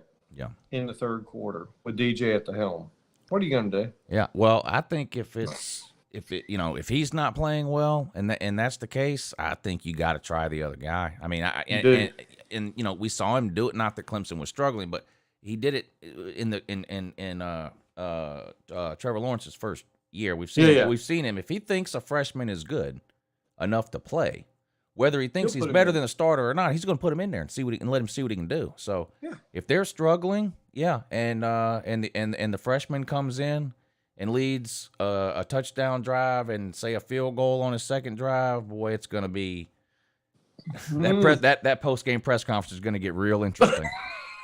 It's get your popcorn out. Yeah. It'll be awesome. Yeah. And so my whole thing is I can't believe that he's being this aggressive with his promoting of him. Really. I really can't. He's not backing down. Yeah, he's not backing down. No. So I don't know, man. There's a lot of things about Dabo I love, and then there's this. So I get a little nervous. We'll see. Nervous. We'll see. Got about a month to go. Yeah. So Raj is showing off his bats for the slob softball game coming up Saturday, and he went out and he got some girl bats. I don't know why. I mean, he must not be able to handle those men bats. That's all I can figure out. So well, at least Team Raj has bats. Because I don't know if you were on there earlier. We found out today y'all don't have no damn bats, and y'all ain't using ours. Pete's on there begging to use our bats. No, y'all have been running around for a month about how y'all are going to beat us black and blue, and now here we are 2 days before the game, and y'all don't have no damn bats? That's a Team Fools problem. Well, I'll fix it if I have to, because I try not to jump in when I'm not needed. But if the push comes to shove, I'll make sure we have some bats. We're gonna get boy bats. We're not gonna get no girl bats. Yeah, I hear that. I hear that. You said right. I know Raj is probably not gonna hear this until tomorrow. But that being said, no, I just want to call in and say, hey, it's good to talk to you, man. Yeah, you too, man. I can't wait to see you. We're gonna have a good time. Yes, sir. All right, Take care buddy. of your stuff. You too. That's Helper Billy Paul, Clemson fan. He'll be hanging out with us this weekend for the college football YouTubers softball game just outside of Athens coming up on Saturday. That'll be fun. All right, everybody, I think I'm going to get out of here. Great show today. I appreciate everybody hanging out with me. Thanks for everybody that took the time to come on to the show. Without callers, you can't have a call-in show, so shout out to all of y'all. Had some great calls today. Big thank you to Raj Light, Gray Man, Jonah, for hitting the super chat. Big shout out to Sean. Sean D. Make sure I get that out without choking. Sean D. Thank you for hitting the PayPal link tonight to help support the channel. And on the Cash App, we had my buddy Sir UGA and Evan R. So I really appreciate really appreciate y'all helping to support the show. That means a lot. I hope y'all enjoy the rest of your week, what's left of it, and then have a great weekend. And I'll talk to you all again real soon. Have a good morning.